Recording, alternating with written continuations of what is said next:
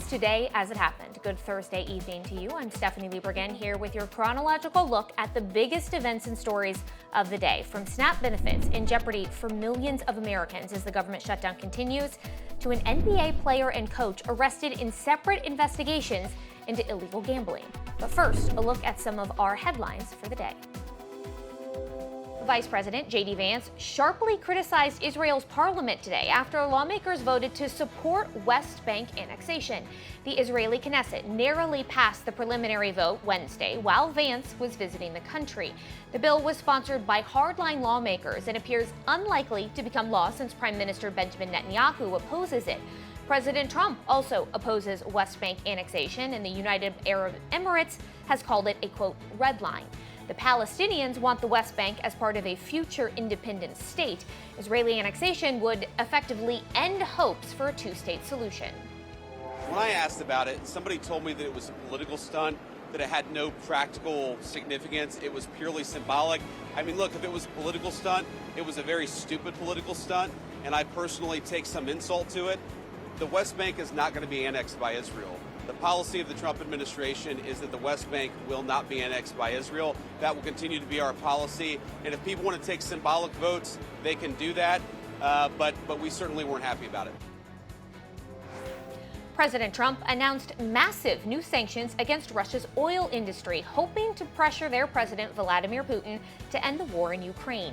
The sanctions target Russia's two biggest energy companies. President Trump says he hopes Putin will become reasonable and that Ukrainian President Volodymyr Zelensky will be reasonable too. The move follows months of calls from Ukraine and bipartisan pressure in Congress to hit Russia's economic engine harder. While the federal government shutdown continues, the U.S. national debt hit a new record, $38 trillion. The milestone represents the fastest accumulation of $1 trillion in debt outside of the COVID-19 pandemic. The debt jumped from $37 trillion in August to $38 trillion this week. Experts warn the growing debt will lead to higher inflation and higher costs for things like mortgages, car loans, and everyday goods for American families. Scripps News Deputy Political Director Joe St. George is joining me now live from Capitol Hill to talk a bit more about the impacts of this government shutdown. And as this shutdown continues, Joe, we're seeing the impacts get bigger and bigger. What are we keeping our eyes out for next is what might impact the public across the country? Yeah, each and every day, right? And tomorrow is going to be a day in which federal workers do not receive a scheduled paycheck. And for most federal workers, this will be the first completely missed check. They missed a check earlier this month, but the entirety of this pay period occurred while the government was shut down. Just think of what that does to your psyche, especially if you're a federal worker who's still being forced to go to work. Think about air traffic controllers or TSA agents who are reporting to work each and every day. Here at the U.S. Capitol, we're once again expecting the U.S. Senate to bring up the same bill that has previously failed now a dozen times to reopen the government. Essentially, as a backup measure, Republicans are expected to try and pass a piece of legislation brought by Senator Johnson of Wisconsin, a Republican senator of Wisconsin, that would pay actively working federal workers who are still reporting to work during this shutdown. Now you think, okay, well, maybe there'd be some bipartisan support for that. You guessed it, Democrats have objections with the Republican version of that bill. They have their own piece of legislation, and Republicans have issues with that. So even impasses on those issues are there. SNAP is becoming a real big story, especially in a lot of state capitals. This morning, Stephanie, the USDA for several days now has warned states that November funding to fund the low-income food assistance program that north of 40 million Americans rely on to help put food on the table, that funding is not expected to be dispersed to states in early November. So states now have some decisions to make. Do they call an emergency special session? Does the state try to pick up the tab? Some states may try this. Other states just may not have the finances to pick up the government's portion. And as a result, you're talking about millions of Americans potentially struggling with food. Another key date approaching, October 31st, members of the military's next scheduled paycheck. The Trump administration has, for the most part, spared them thus far from any impacts of this shutdown. they moved money around in the Pentagon to cover the last paycheck. But Speaker Mike Johnson has indicated to reporters here on the Hill that that may not be possible for much longer. So the members of the military have been put on notice about that. Talk about a scary Halloween, October 31st paycheck potentially not coming for members of the military. In about an hour, Steph, it's become a daily ritual here on Capitol Hill.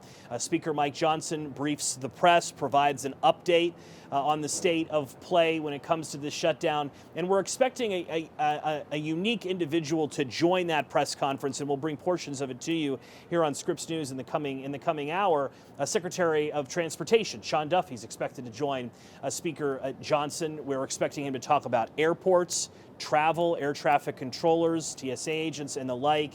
As we've talked about last hour, Steph, the closer we get to November, we're starting to think about turning the calendar, right? What happens in November?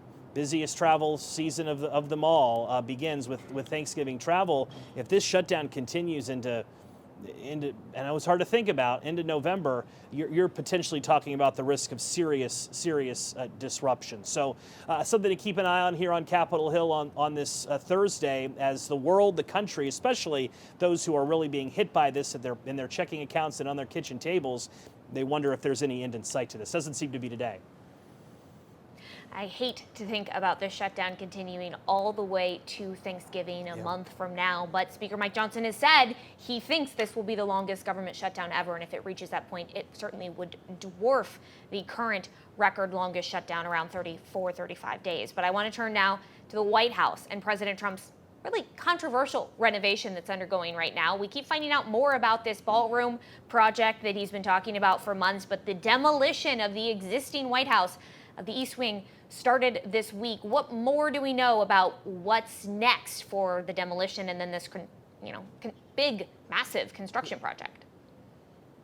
Important context here, I always emphasize it off the top in our reporting, is that the taxpayers aren't paying for this. The Trump administration has found private donors, and we have a list that we can put on screen of the number of companies that were at least approached. This was released by the White House, the number of people that attended a recent dinner on the update on construction projects at the White House. We don't have a complete look at who's actually donating here. We know the president has indicated that he would pitch in as well. We know that the cost of this ballroom has gone up. Initially, it was around $200 million. The president's indicating it's now approaching close to $300 million.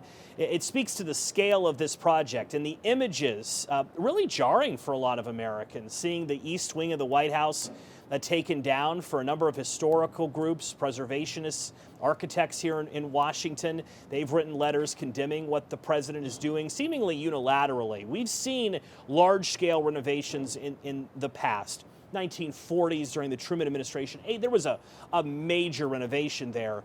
But what we saw back then is we saw large-scale input, right? It was taxpayer funded, so Congress played a role. Because this isn't taxpayer funded, the president is working very much on his own on this. It's also been a passion of his for a while, and that's important context here.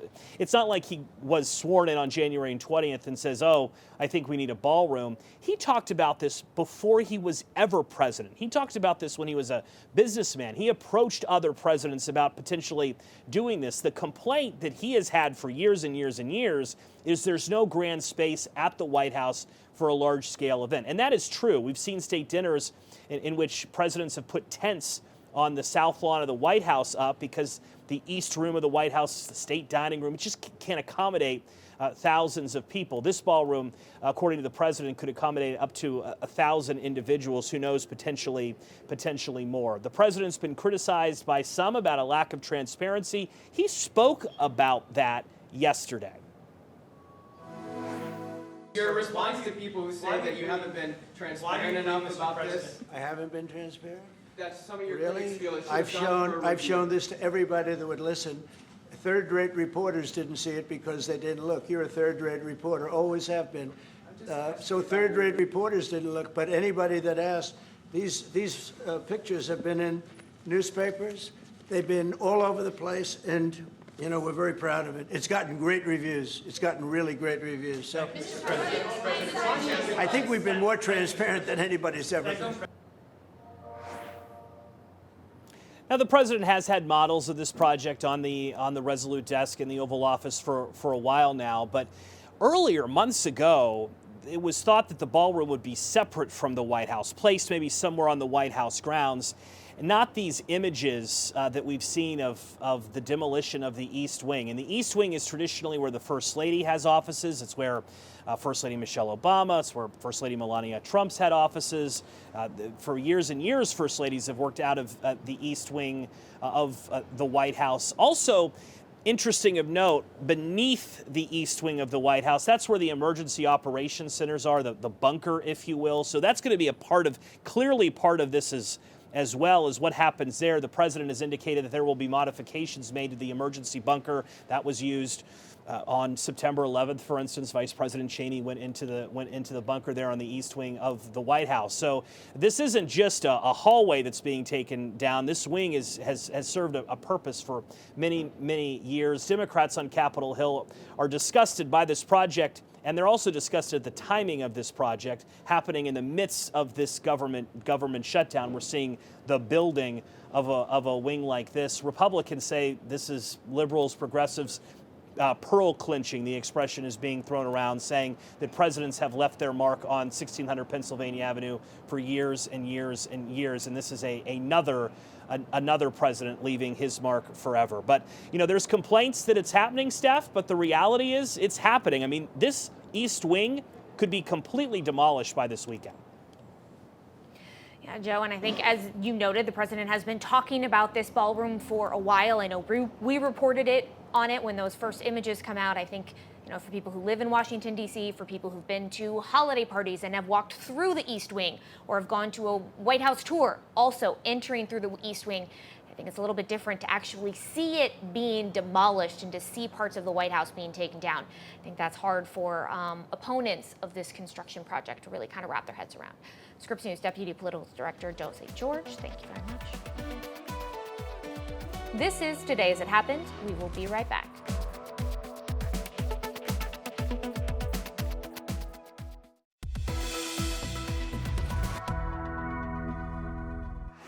Welcome back to Today As It Happens. Let's check in on our daily briefing of today's top stories. Two high-profile figures from the NBA are facing federal charges in separate gambling schemes, one of which reportedly involved the mafia. Scripps News national correspondent Alex Miller is live from New York to help break down what we know so far about these two cases. So, two cases, they're very separate. Let's start with the one that's centered on allegations of a rigged poker game. Who all is involved in that case? Well, Steph, it is like right out of a movie looking at who is involved in this case. There's multiple mafia families involved, former NBA players, as well as a current NBA coach. All in all, the U.S. attorney says that there are 31 defendants in this case that took care of different parts of this scheme that essentially had an underground poker scheme where they would invite people that they called fish, and they would invite them to these poker games so that they could play alongside some of the NBA greats. And that is where they were able to lure them in. And then they had people at different parts of the table, in the room, that were all in on the scheme. The dealer was known as the quarterback. And even down to the table, they were able to pay attention to these people's cards and fix these poker games. They said, according to these officials, there was an X-ray poker table. So people had their cards face down. That table could read what was happening. There was another card shuffler that they said had this special technology in it that could shuffle cards a certain way and figure out how to read cards and relay that information to a third party who wasn't even in the room. That party then would relay that information to those inside the room, and that is how they would be able to essentially fix this game.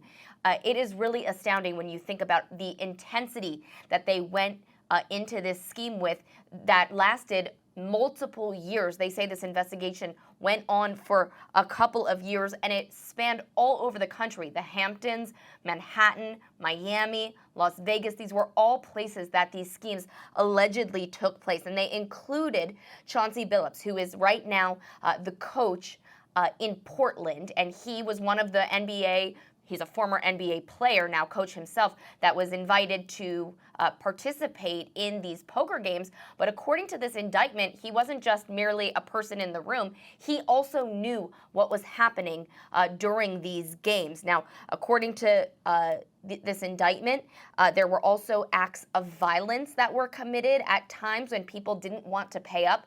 People lost tens of thousands or even hundreds of thousands of dollars, they said, in just one single game. One man lost $1.8 million in just one single night. And so when they didn't want to pay up, there was acts of violence alleged, as well as acts of violence alleged a robbery to obtain a rigged shuffling machine. So lots of different pieces to this. That's how you get 31 defendants, and they have all been charged with wire fraud, conspiracy. Others have been charged with illegal gambling, money laundering, and extortion.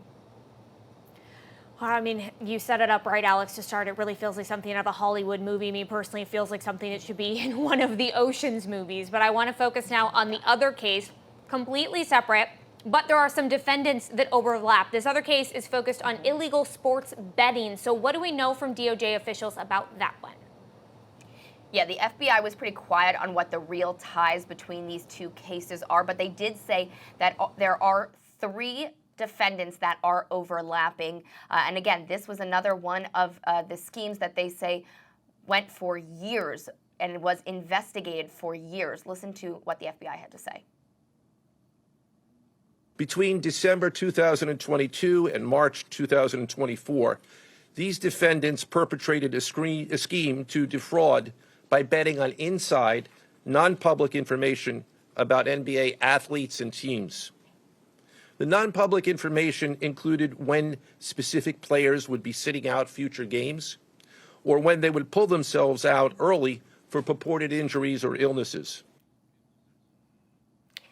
And Steph, they called this the insider trading saga of the NBA, particularly when it relates to one current player, Terry Rozier, who is now playing for the Miami Heat. But one specific instance that they noted happened in 2023 while he was playing for the Charlotte Hornets. Apparently, he told a small group of people that he was not going to play the entire game. And so they placed bets on his performance in the game for $200,000. And then sure enough, just 9 minutes into the game, he left with a supposed injury. And those people profited tens of thousands of dollars off of that bet, including Rozier himself, who apparently had that money sent to his house where he counted the cash, according to officials, in his home. And this is something that is part of the scheme where they say that people used their long-standing relationships with players, with coaches to obtain this inside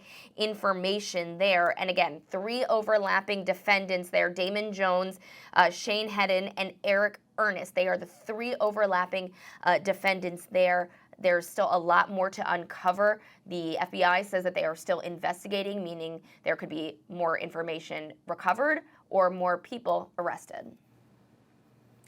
All right, Alex, this is one we're still waiting for. Got all of those details out of these court documents to get unsealed and available to the public. I do want to mention as well, just breaking from the NBA, we now know that Terry Rozier and Chauncey Billups have been placed on immediate leave from their teams as the NBA is reviewing the indictments, saying they'll continue to cooperate, and we take these allegations with the utmost seriousness, and the integrity of our game remains our top priority. So certainly some quick fallout, at least for those active NBA officials. Scripps News national correspondent Alex Miller, I'm sure you're going to continue digging into this for us this afternoon, and we'll hear more from you later. Thank you very much.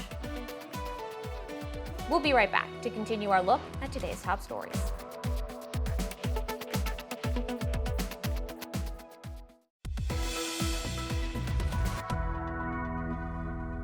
You're watching Today As It Happened, Scripps News rundown of the biggest events and stories of the day. So let's jump right back in.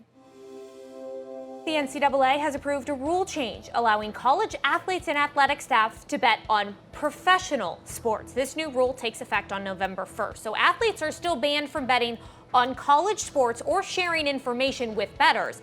The change comes as the NCAA enforcement cases involving sports betting violations have increased. Last month, 3 college basketball players were banned for betting on their own games. The NCAA president, Charlie Baker, says the change recognizes today's sports environment, but without compromising the integrity of college sports.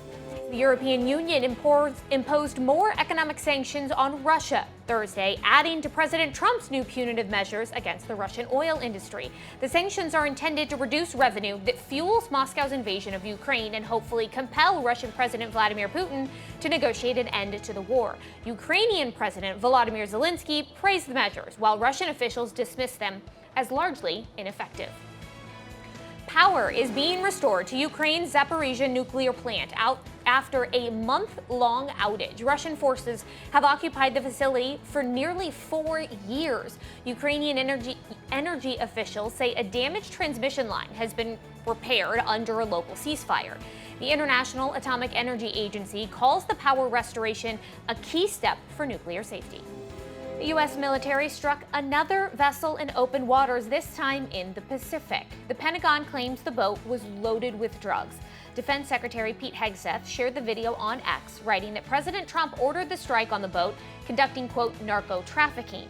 2 people were killed in this strike, but this is the 8th boat targeted and taken out under a new Trump policy. At least 34 people have been killed in the incidents.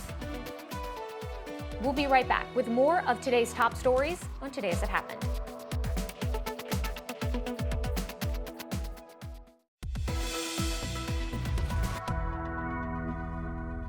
Welcome back to Today As It Happened. I'm Stephanie Liebergen here with your daily rundown of this afternoon's top stories. Federal workers find themselves waiting in line when they should be working, waiting in line at food pantries. You know, with my rent due next week, I could take anything I can get. At this point, I haven't gotten a paycheck this month. So the free groceries is very important, very helpful. I've been furloughed before. I've never seen it like this, where, you know, people actually had to go to a food bank. Normally it's maybe a week or two or a day or two or whatever for furlough, but not like this, where there's nothing coming in. Scripps News congressional correspondent Nathaniel Reed live on Capitol Hill. And Nate, another bill, this time from Ron Johnson of Wisconsin, a Republican senator, to pay some federal employees. It failed on the Senate floor this afternoon. Any word yet on whether or not there is room for any compromise? Yeah, Democrats filibustered it, and they announced their intention to do so this morning because that bill would only pay the federal employees who've been forced to work during the duration of this shutdown. There's a whole lot of federal employees, possibly like some of the ones we just heard from, who have been forced to stay at home. They've been furloughed temporarily. They will receive, under federal law, back pay once the shutdown ends. But, Dal, as we've all seen, this shutdown is going for a very long time. We have no idea when it ends. We're on day 23 right now. Again, no guarantee. A bunch of Republican and Democratic senators telling us that they didn't really see any progress happen over the course of this week, over the last couple hours. The Senate's, in fact, scheduled to adjourn as soon as today for the weekend, leaving on yet another Thursday with no solution, only to come back Monday afternoon into the evening and then try and, do this thing once again. They voted now 12 times to try and fund the government. All of those votes have failed. So a lot of questions about when that strategy changes, when either party would be willing to back down. I asked, though, Senator Ron Johnson, the chief sponsor of that bill to try and pay some federal employees, if he'd be willing to broaden out who gets a paycheck if they can't agree on a larger solution to reopen the government. Here's what he told me. Would you support bills to pay all furloughed federal employees? That's right. Again, I went down the floor and presented my most nonpartisan self, told them I went down there in good faith. The fact of the matter is, I saw Senator Van Hollen's bill earlier today. I laid out their 3 differences. They're not that big. They're not insurmountable. So I talked to both Senator Van Hollen and Senator Peters. We'll get our staffs working on this and see if we can iron out differences, and maybe we can come to an agreement next week.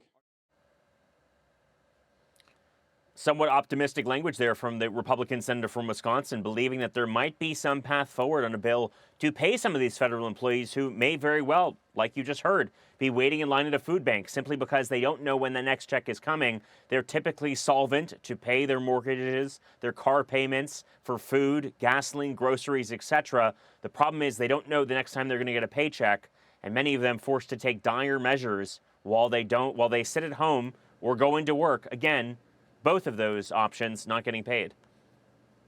Nate, the key word is that they are talking, and that was what I took from what the senator was saying.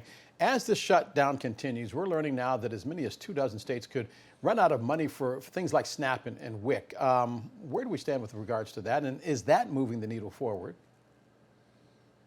Well, look, that's the big question, whether that changes the calculus for Democrats. I asked the Senate Minority Leader Chuck Schumer earlier this week if that moved the needle at all for him. He said, no, that just brings, forward the issue of why Republicans should be negotiating with Democrats on this. But some other Democrats in the U.S. Senate with a slightly more nuanced view that this could actually turn around. This could be a really terrible situation for them, for their constituents, should SNAP and WIC funding run out as a result of those pots running dry in various states, and millions of Americans who rely on those benefits each month just to feed their families or get food on the table will have nowhere to turn.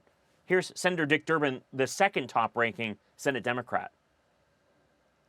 When a couple dozen states have SNAP benefits expire come November 1st, does that change the calculus for Democrats? Well, it concerns me because in Illinois there are 1.9 million who receive SNAP, and if we don't get this resolved by November 1st, there's a question as to whether they'll get any payment at all. So would you vote? Would you change your vote? Would you vote to reopen the government if SNAP is going to expire? We'll see. Thank you. At what point do you start to weigh, though, the pain of no extension to ACA subsidies versus the pain of no SNAP funding? Every single day. Every single day. What's clear is that this is going to be a tough decision for Democrats to make, whether they want to keep up this fight for these Affordable Care Act subsidies, which of course do expire at the end of this year, will cause a massive increase in the price of health care. But if they keep up that fight, risk the possibility that millions of Americans could lose the nutritional assistance programs that they rely on to put food on the table. Again, an increasingly difficult situation for Democrats to make as they look to keep up this fight for health insurance. Again, a situation that could just become more untenable as it goes on. Again, shutdowns, Del, we've been reporting this since day one. We're now at day 23. The longer a shutdown lasts, the more painful it gets for all parties involved. Nate, I want to go back to something you said earlier. Did I hear you correct when you said that the senators are going home again today, and it is Thursday? It seems likely, yes. This is largely what they've been doing for the past several weeks. They've been taking their normal long weekends. The Senate, largely before Trump was president, now that he is president, has been on kind of a Monday through Thursday schedule when they're in session. It seems very likely they're going to keep that schedule up despite the fact that there's an ongoing government shutdown. Again, the rationale there, according to Senate Republican leadership, sending some of these Democrats back to their home districts all across the country will just put that pressure on for them to reopen the government and then negotiate something on Affordable Care Act subsidies. Again, not clear that strategy is working as Democrats keep their heels dug in, making clear that they want a negotiation involving Senate leadership and President Trump before they vote to reopen the government. Again, Republicans, President Trump, have said, sure, we'll have that conversation, but not until the government reopens. In the meantime, you've got millions of federal employees who are caught in the middle, and furthermore, the Senate taking off on Thursday, just like it's a normal week and the government is open. However, that is not the case, Del. Scripps News congressional correspondent Nathaniel Reed for us live on Capitol Hill. Nate, as always, we thank you. And as you heard Nate say, that is the politics of the shutdown. This is the pain felt by real people, the federal workers, and yes, their families. Scripps News national correspondent Katia Tubman is live in New York. She's at a food bank there. That is where civic groups are working now to help families in need. And Katia, who is sounding the alarm right now that this program is running out of money? Well, Del, across the country, from Texas to Florida to California to Pennsylvania to here in New York, officials are sounding the alarm, saying that unless Congress reaches an agreement soon, more than 40 million people will lose access to vital food assistance benefits, SNAP benefits, and that means they could soon lose access to food on their own tables. For millions of Americans already struggling to put food on the table, the uncertainty is growing. Whether you're a homebound senior citizen, I will suffer, and many like me will suffer, or a disabled job seeker, I don't know how I'm going to survive.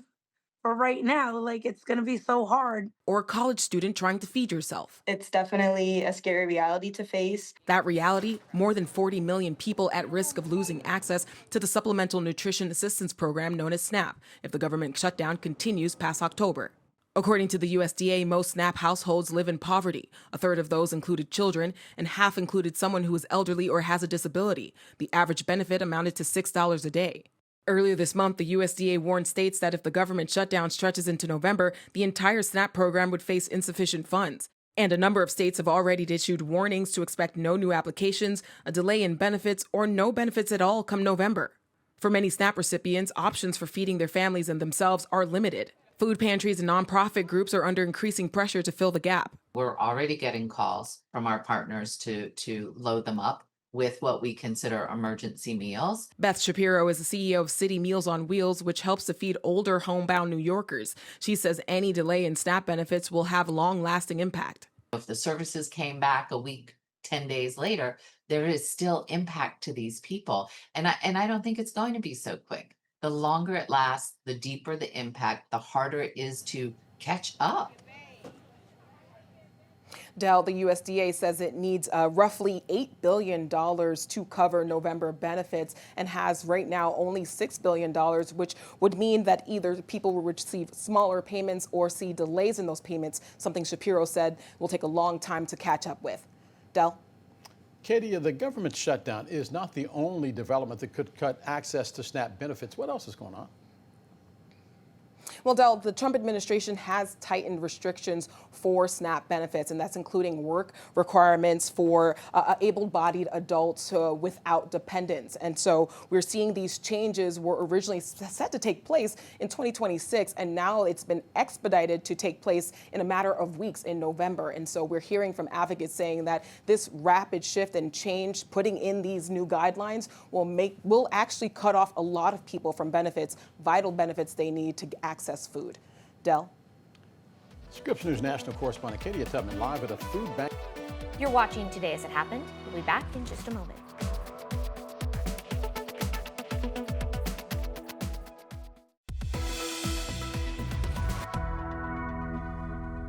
Welcome back to Today As It Happened. I'm Stephanie Liebergen, so let's jump right back into our rundown of the day's top stories. Lots of questions today at the White House press briefing. Questions about the White House decision to completely demolish the East Wing. The answer, it might actually boil down to one word, demolition, as opposed to construction.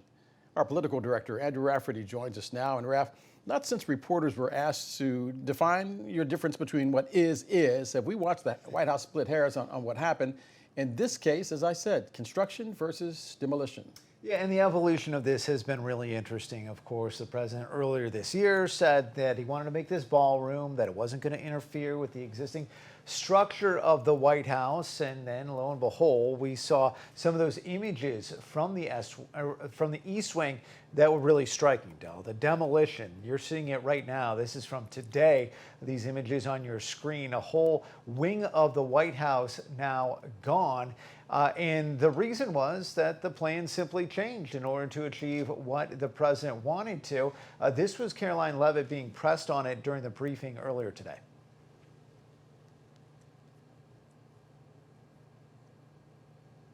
Again, with any construction project, changes come, and we have informed all of you. We've been keeping you apprised of this project. We've shown you the renderings. And if you look at the renderings, it's very clear the East Wing was going to be modernized. Instead, in fact, I said that in the briefing when we initially introduced this plan to all of you and to the public. But the East is tearing down big. Well, again, the plans changed when the president heard counsel from the architects and the construction companies who said that in order for this East Wing to be modern and beautiful for many, many years to come, for it to be a truly strong and stable structure, this phase one that we're now in was necessary. And the president wants to do right by the people's house. And so that's exactly what he's doing. It's going to be, again, like I said, much more stable, strong, secure, and more beautiful than ever once it's complete.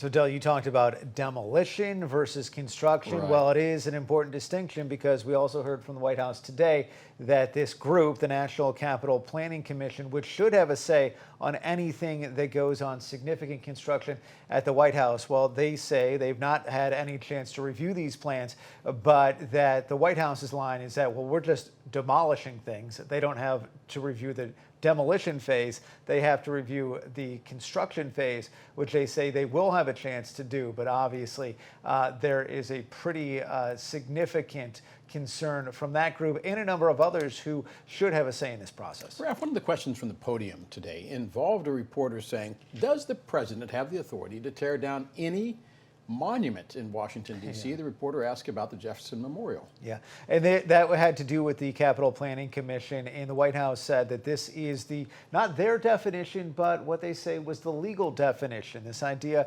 that the president does not need, or the White House itself does not need, the permission of this group or anyone else to demolish things, to destroy things. And we didn't get a direct answer. And of course, the White House, to be clear, I think it goes without saying here, but I will, just because some things you think go without saying actually do need to be explicitly stated. White House isn't talking about demolishing any national monuments. We have seen some potential construction of new monuments, theoretically, for the 250th anniversary of the country's founding in the D.C. area. But again, they say that when the time comes, they will submit the plans, but the group's already saying, look, this thing, the size of this thing is going to be potentially way bigger than it was when it was initially proposed. It could dwarf the White House in size, and there are really big concerns from the historic preservation community here in Washington about what this White House complex will actually look like when it's all said and done. It does take us back to the Clinton years when he said it depends on what your definition of is. But in this case, how's it polling? What does the public feel? It's interesting. And again, people are just sort of digesting this. This has just happened within the past few days, the scope of this. But it is clear that Americans who, maybe they've come to D.C. on a class trip, maybe they've been able to actually tour the White House, they have some concerns. It's less than a quarter of the country approve of the demolition itself. It's interesting. This is a YouGov poll. They actually asked, as well as, the idea of modernizing the White House, doing construction. Approval ratings are way higher. And that's what we heard from Caroline Leavitt, that, well, look at all these other presidents who have made changes to the White House. No one is disputing that commanders-in-chief have that authority. I think it is when we saw the demolition and what we've seen now is actually the East Wing, as of just a few moments ago, according to reports of those who have their eyes on it. This is not a live picture, but those who have seen it say it is now completely gone. Not surprising, Del, there's a pretty significant partisan split between how Republicans feel about this versus Democrats, but even 45% approval from Republicans. That's not as high as you see for most other things that the president supports. So it seems like there is some real anxiety among the American public. I imagine that Democrats are going to be talking about this. And it's not just those images, it's also the price tag, which has been going up. Now, the president says it's going to cost $300 million, funded by him and by a number of other corporations. Scripps News just got the list of about 40 corporations that have so far donated to this. But again, we don't have the exact amounts. We don't know how much the president himself is putting in. So there's still a lot of questions about not only what this is going to look like, but how much it's going to cost, even if it is not ultimately footed by the taxpayers. Strange thing, it also involves what happens to our money, as our money is, the White House image is on so many pieces of currency in this country. Everything is affected by everything. Right. Our political director, Andrew Rafferty, depends on what your definition of is. Raph, thanks. We'll be right back to continue our rundown of this afternoon's top stories on Today As It Happened.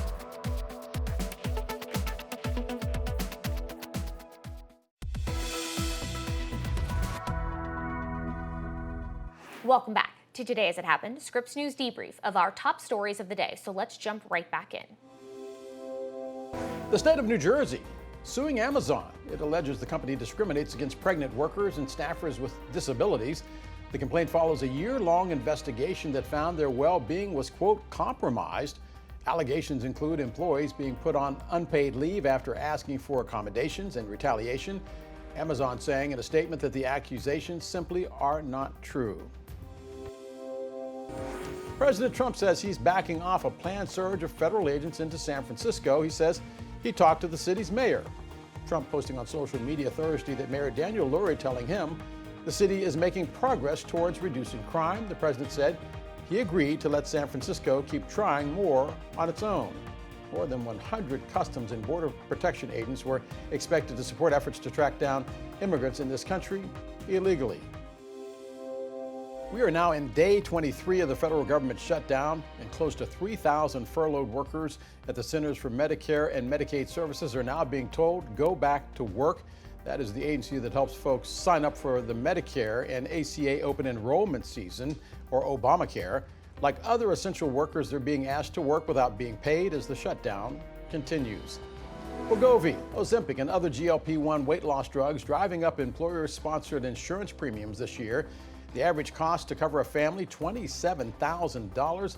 That's up 6% according to the Kaiser Family Foundation. Workers paying now close to $7,000 out of their own pockets. Some companies are looking to tighten their coverage of those GLP-1 drugs next year. Deductibles are also climbing, averaging now close to $2,000.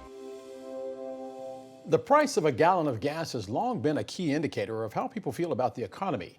It just reached a notable low, but global factors could push it back up, just as a lot of Americans are starting to feel the pinch of higher electric bills. I would love gas prices to go back down to about $2. Then I'd be a lot happier. David Zastro wants what lots of drivers want. He wants lower gas prices. And while $2 a gallon gas may be a far-fetched dream, prices have inched lower recently. The national average at a moment's notice earlier this week fell below $3 a gallon. That dip below $3 was a 4-year low, but the price of gas has ticked up since then, averaging $3.07 per gallon as of midday Thursday. Meanwhile, for many Americans, money saved at the pump is now going towards rising energy bills elsewhere. My bill runs about close to $600 a month. At a recent rally against rising energy costs, Vic Peterson told Scripps News Group Phoenix that his electric bill has gone up almost $150 a month compared to last year. One factor is the growth of artificial intelligence, that according to Gas Buddy's Patrick DeHaan. Because the advent of AI, natural gas has continued to see kind of upward pressure. Electricity prices have seen upward pressure because of the insatiable demand now for energy for AI, and a lot of that is electricity. DeHaan notes that natural gas that heats your home is different from the gas that fuels your car. So the price of each can move in different directions. A projection from the Energy Department showing residential electricity prices will be almost 5% higher this winter compared to last. A major variable in the price you pay at the pump are those new U.S. sanctions against Russian oil companies. Oil prices jumping on Thursday, and DeHaan says that could mean higher prices at the pump as soon as next week. Del Walters, Scripps News Group, Washington. Thank you for joining us this evening for Today As It Happened. I'm Stephanie Liebergen, and have a great Thursday night.